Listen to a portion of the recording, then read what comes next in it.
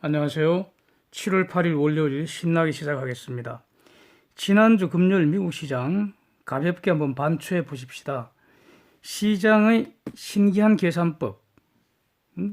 일자리가 예상보다 너무 좋게 나오자 월말에 금리 내릴 거로 예상되는 페드가 혹시 변심할까봐 주가가 내렸다는 겁니다. 내린 거는 사실인데 이유야 뭐 사실 누가 알겠습니까? 이렇게 갖다 붙였다는 것이 더 정확하겠죠. 그런데 그 그래프 보시면 오전에 상당히 막 완전 폭삭 빠지는 것 같더니 곧바로 슬금슬금 기어 올라와서 다 컴백해 버렸습니다. 약 보합세가 맞죠? 일자리는 차고도 넘치는데 시간당 임금은 그렇게 오르질 않아서 인플레 우려는 사실상 없는 것 같습니다. 채권 시장은 10년물 수익률 다시 2%대 회복하고요. 그래서 최근에 크게 하락한 수익률이 다시 상승하는 움직임이었습니다. 환율은 달러는 그 고용시장 강세에 반영해서 달러 강세 보였고요. 원 환율은 지금 안 그래도 경제 어려운데 한일 무역전쟁 해결 기미가 안 보이죠. 한국 경제 상황은 계속 악화되는 것 같습니다. 이런 걸 반영해서 크게 올랐습니다. 원 환율 내릴 가능성은 당분간 저는 없는 것 같습니다. 유가는 WTI 기준으로 오전에 한 55불, 56불 이러면서 살짝 내렸는데 장 마감 무렵에 또 살짝 오르면서 마감한 것 같아요. 영국이 이란의 유조선을 지브롤터에서 압류한 사건, 여기에 대해서 이란이 보복을 선언하는 등 이란 둘러싸고 긴장 지수가 높아지고 있는 거 반영한 것으로 보입니다. 쟁점들 정리해 보겠습니다. 지금 그 미중 무역 전쟁 전선 상황. 이번 주에 그 미국의 라이트하이즈, 중공의 류허 등의 대면 협상 일정이 잡힐 거라는 거죠. 이번 주에 만난다는 게 아니고 언제 만날지 일정이 잡힌다는 거 아닙니까? 아마 베이징에서 만나는 것 같습니다.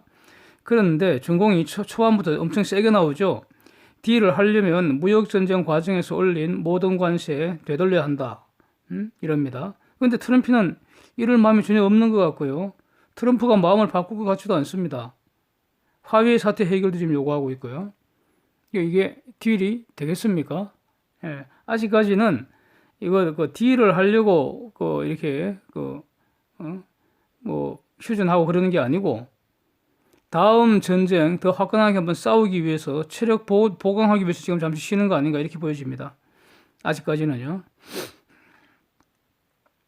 한일 무역전쟁은 여기서 더 악화되지 않고 수습되기 위해서는 일본 정부와 건설적인 어떤 진지한 대화 노력이 필수라고 보여지는데 저것들은 이런 노력을 한다는 보도는 전혀 없고요. 오히려 전선을 확대를 부추기는 집만 골라서 하는 것을 보니까 대화할 생각도 없는 것 같습니다. 그래서 지금 호미로 막을 걸 가래로도 못 막도록 아예 구멍을 파서 넓히는 거 아닌지 매우 걱정입니다. 한국을 백색 국가 대상에서 제외해버리면 그동안 한국에게 제공하던 우대 조치를 없앤다는 거 아닙니까? 그러면 추가로 한 1,100여 개의 부품 수입에 사실상 제재를 받는다는 건데 일본이 건별 수입 허가라는 이런 비관세 장벽으로 무역 전쟁을 확대한다는 의미 아닙니까? 만약 그 후에 수입 관세까지 첨예하게 버리면 정말 볼만할 것 같아요. 이대로 두면 수년간 지속될 수도 있을 겁니다. 무능하고 악랄한 정치가 경제를 망치는 생생한 살아있는 역사를 지금 감상하고 있는 겁니다. 이란 관련해서요. 이란이 우라늄 농축을 2015 JCPOA에서 제한한 3.67% 넘어서 5%로 올린다고 지금 선언을 해버렸습니다. 이렇게 되면은 미국, 이스라엘, 사우디 등이 제한적 타격을 가할 명분이 지금 추가되는 거죠. 제한적 타격의 명분, 이스라엘이나 사우디 입장에서는요, 3.67%짜리 300kg 이상 보유한다는 사실과 농축을 강화한 사실이 두 가지 아닙니까? 미국 입장에서 보면은 이 두 가지에다가 추가해서 지금 드론 격추하고 유조선 공격받고 이런 걸 다 포함해서 미국 입장에서는 제한적 타격할 가능성이 지금 이스라엘이나 사우디보다 훨씬 더 많은 거죠. 여기에 설상가상으로 또 영국이 시리아로 몰래 기름 운반하던 이란 유조선을 압류해버렸습니다. 했습니다. 과연 이란이 지금 그 영국에 대해서 보복을 선언했는데 유조선 등에 대해 추가 공격을 할 수 있을까요? 저는 쉽지 않을 거로 봅니다. 만약에 이란이 유조선 등에 추가 공격을 실시해봤자 그게 얼마나 큰 타격을 주겠습니까? 그 대신에 이란이 추가로 지불할 대가가 너무나 크기 때문에 이게 절대로 이란 입장에서 남는 장사 아닙니다. 미군이 그 미군 무인 정찰기가 격추된 후에 트럼프가 리미티드 스트라이크를 분명히 경고했다. 군사공격 개시 승인 10분 전에 취소했다는 거 아닙니까? 이 모든 사실이 트럼프가 이란한테 공식적으로 통보했다는 겁니다. 이걸 이란 관리가 확인했다는 거 아닙니까? 그래서 정상적이라면은 추가 공격 저는 못하리라고 봅니다.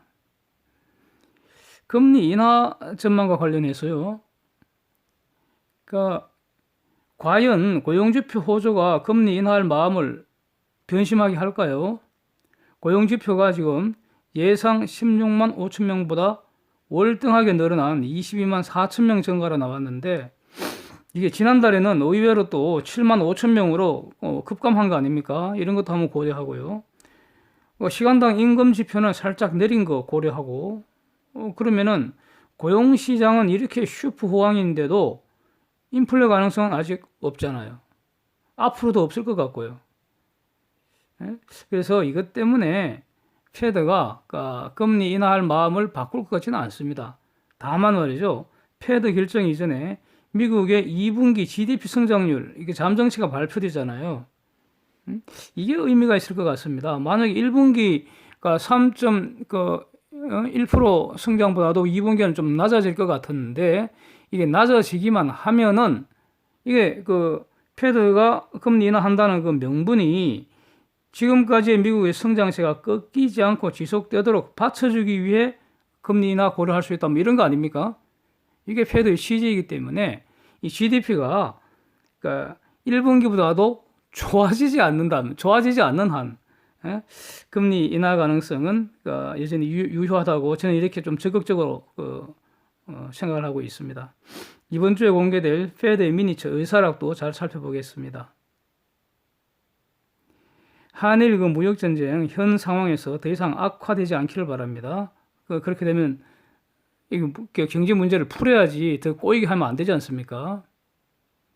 그러려면 한국이 감정적인 거, 선동적인 이런 맞대응 저는 절대로 하지 말아야 한다고 봅니다. 무슨 불매운동이니 예행 취소한다느니 다 진짜 개짖는 소리입니다.